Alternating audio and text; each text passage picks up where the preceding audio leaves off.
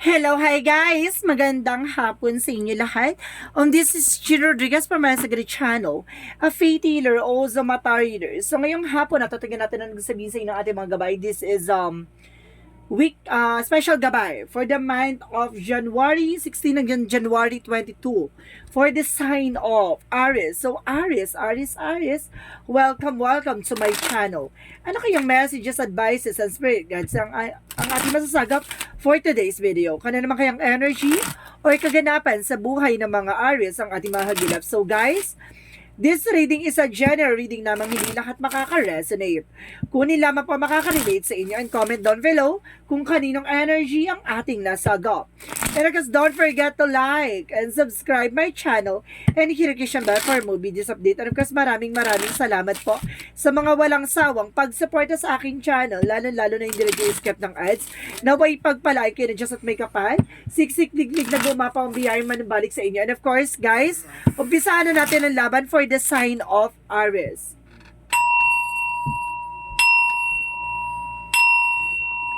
Angel Spirit, guys, please give me information for the sign of Aries. Ano kayang gusto sabihin sa inyo ng ating mga gabay? Angel Spirit, please give me information. Pero because there's a death card, so there's an ending and a new beginning.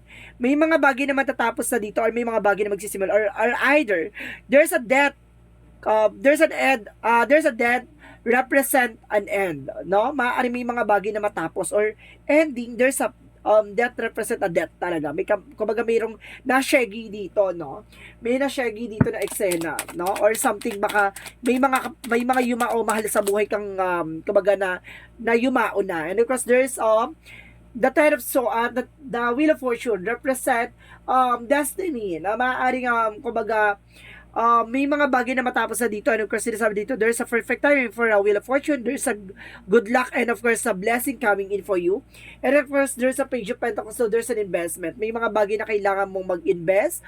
Or there's a new fresh ideas and new plans. And the Three of Swords represent heartache, failure, or something, kumbaga, pain. So, let's see. So, there's a Seven of Cups. So, there's a lot of opportunities coming in for you. Maraming oportunidad na papasok na dito, no? Kumbaga, maraming tatakbo na eksena dito sa ano mo, kumbaga, it's an opportunity or confusion. So, let's see. And of course, there's a partnership by the Two of Cups. So, there's an unconditional love. So, there's a partnership. So, let's see what is that card. Represent the Ten of Cups. So, Ten of Pentacles. So, there's a long-term success and long-term investment. Wow! That card represent ang katapusan ng kahirapan. Matatapos na.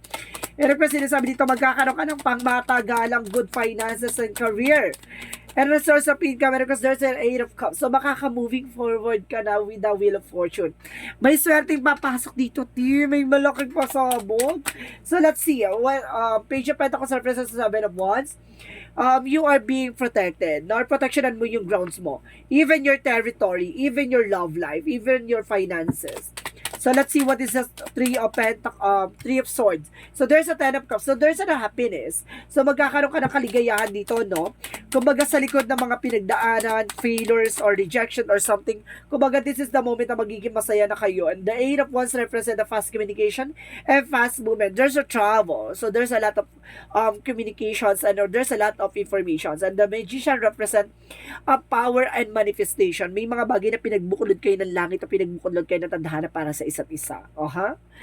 The Death card then of Pentacles represent the Star card, the wish fulfillment and healing to the happiness. So may kaligayahan at katapusan na talaga na maaaring magsimula na ang pagbabagong magaganap. So let's see what is the Wheel of Fortune and the Eight of Cups. So there's a Two of Pentacles. So there's a partnership. So guys, sinasabi dito maging balanse ka, no?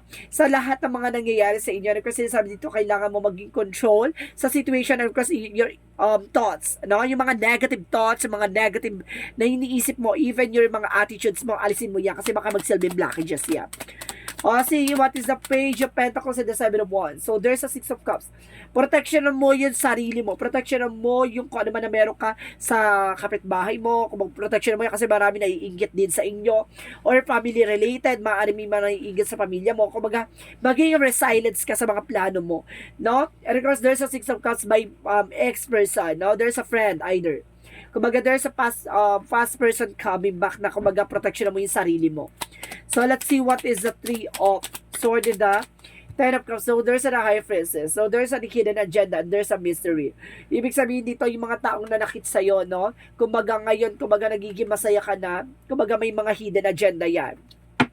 Susubukan kang guluhin ulit. So, let's see what is the Seven of Cups and the Eight of Wands. So, there is a Five of Pentacles. So, there is a financial loss or something na kumbaga, mag-ingat ka lang kasi may mga taong manggugulo sa'yo para mawala lahat kung ano man ang meron ka. The Two of Cups represent the Magician, represent as the Moon card. So, there is a lot of dream coming true. And there's an illusions or something confusion na maaaring maraming manggugulo dito or maraming guguluhin kayo or there's an information na parehas kayong balisa na person or kumbaga lutang kay parehas, some of you guys. So let's see what is the outcome. The outcome is the Ace of Wands. A new beginning is coming your way. Na magkakaroon ka ng bagong plano, bagong simula. And because there is a Two of Swords, there is an indecision. May mga bagay na kailangan nyo pag-isipan bago kayo mag-take ng action. At the same time, there's a Nine of Cups, there's a wish fulfillment. Kumaga, unti-unti yung matutupad. Kumaga, slowly but surely. So, let's see about naman sa career. Sa career nyo naman is the lover. So, there's a partnership. And there's a Six of Swords, makakaalis na kayo sa situation, no? Kumbaga, there's an information na pagdating sa career nyo, kumbaga, unti-unti na nag-grow, malayong-malayo na kayo sa dating na pinagmulan nyo. And of course, the Strength card represents a confidence. So, kailangan nyo ng confidence. Diba? Daloy lang, laban lang ng laban, no? Kasi, kumbaga, at the end of the time, makakaalis ka rin sa situation. Wag ka na mawawalan ng pag-asa. About naman sa love life. Love life is the Nine of Wands. So, there's a slow and steady and of course, the Four of Pentacles. Protectionan mo kung ano yung grounds, kung ano man ang meron ka. Kasi tendency nito, may mga taong susubok para agawin kung ano man ang meron ka. About naman sa health, there is a Four of Swords. Makinig ka sa intuition and of course, there's a Nine of Wands, no? Kumbaga, nahihirapan ka sa pagtulog. There's a sleepless night. So, some of you, kumbaga, parang nakabandage na yung ulo mo dito na parang nahihirapan ka matulog, nahihirapan something na kumbaga masakit ang ulo mo or kumbaga nagkakaroon ka na or either may vertigo ka or meron ka na sa sense dito na parang ang hirap ka makatulog or kumbaga, lagi sumasakit yung ulo mo, no? Or meron ka anxieties or stress. So, let's see what is the magical fairy messages.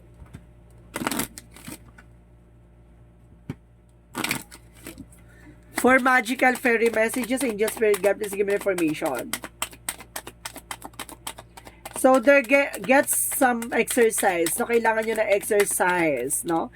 Kasi para makatulong, para mag-boost yung iyong mga nerves, no? Para mag-circulate na maayos yung blood nyo. Para, kumbaga, mag-refresh and mag-retreat yung pakiramdam nyo, no? Begin to feel stronger in all ways. So, let's see what is a yin and yang oracle card. So, there's a trust, divine time. Magtiwala ka. When the time has come, ibibigay yan kapag para sa iyo. And of course, there's a temptation. Mag-ingat ka. May tukso. No, baka may mga taong bumuyo sa person mo. No, may mga taong sumulsul sa person mo. Mag-ingat ka. And there's a receive. No, marami kang matatanggap ditong offer. So, dahil may love oracle card dito, dahil there's a love involvement, so let's see. Magkakaroon tayo ng love oracle card dito. Ibalik natin love oracle card para malaman ko kung ano ang magiging eksena pagdating sa love life. Kasi parang there's some dito na parang may gumagawa sa'yo that because sa love life. Okay.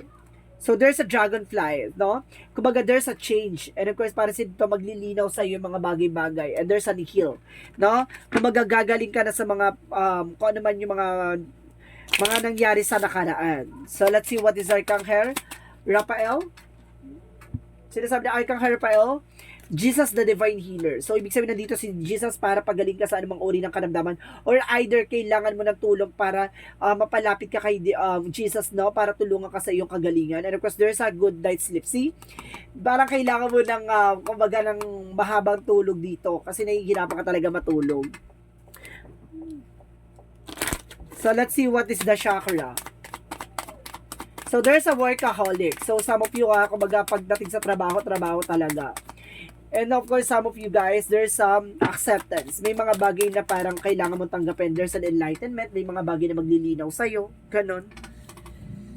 So, let's see what is Archangel Michael. There is a pay attention to your dreams. No? Kumbaga, kailangan mong tutukan ko ano ba talaga yung hangarin mo. Yung pangarap mo. Excuse me guys, nagbe-burp ako. And of course, there is write about your thought and feelings. So, tama yung hinala mo. Sundin mo yung mga bagay na nagbibigay sa'yo ng intuitions. So, let's see what is the romance angels. Keep an open mind. So, kailangan maging open-minded ka sa lahat ng bagay na nangyayari sa paligid mo. And of course, sinasabi dito, there is a past life relationship. Meron talaga about sa nakaraan din dito, no? So, let's see what is additional messages. So, there's a success, no? Magsasuccess ka at the end of the time. And there's a balance. So, kailangan mo mag-balance eh. Emotional, practical, spiritual. So, kailangan mo maging balance eh. So, let's see what is additional messages. So, there's a teaching.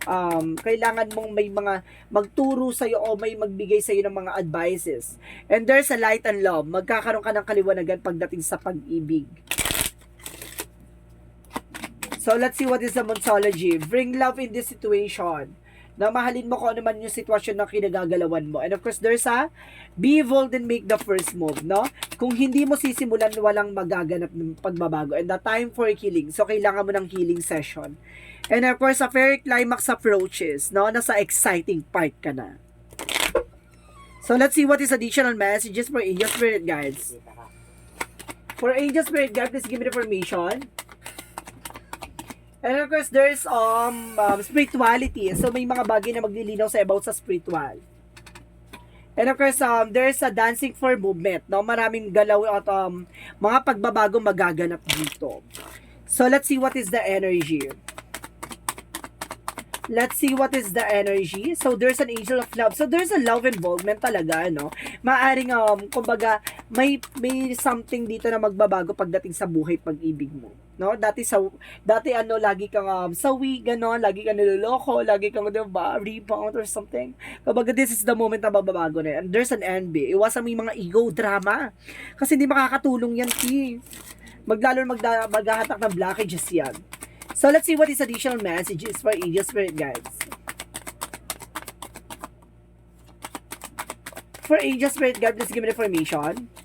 And of course, there is a whale, the Orca Elder. So, ibig sabihin dito, there's a, kumbaga, there's a deep love or divine love na sinasabi dito guys na mag-enjoy ka kung naman ng mga bagay na ginagawa mo, no? Huwag mo masyado ini-stress yung sarili mo sa mga kaganapan sa paligid mo. Ganun talaga. May mga bagay na hindi natin kontrolado. Kailangan mo lang maging balance, no? Marunong tayo dapat dumedma. And of course, sinasabi din Jesus loving quotes, nothing shall be impossible to you. So, pagdating sa'yo, walang imposible. No?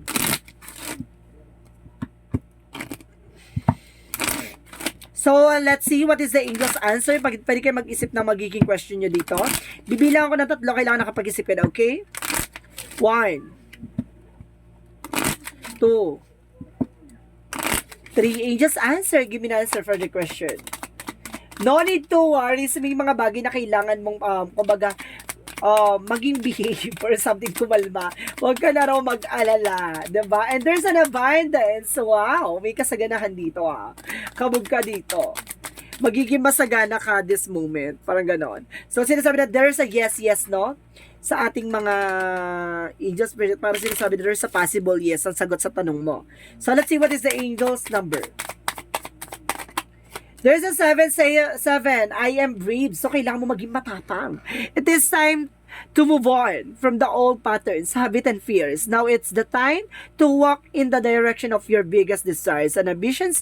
Now, it's the time to be bold and brave. So, kailangan mo na maging matapang, no? Kumbaga, kailangan mo mag-take na risk or something na kailangan mo putulin yung mga bagay na nakaraan na, diba?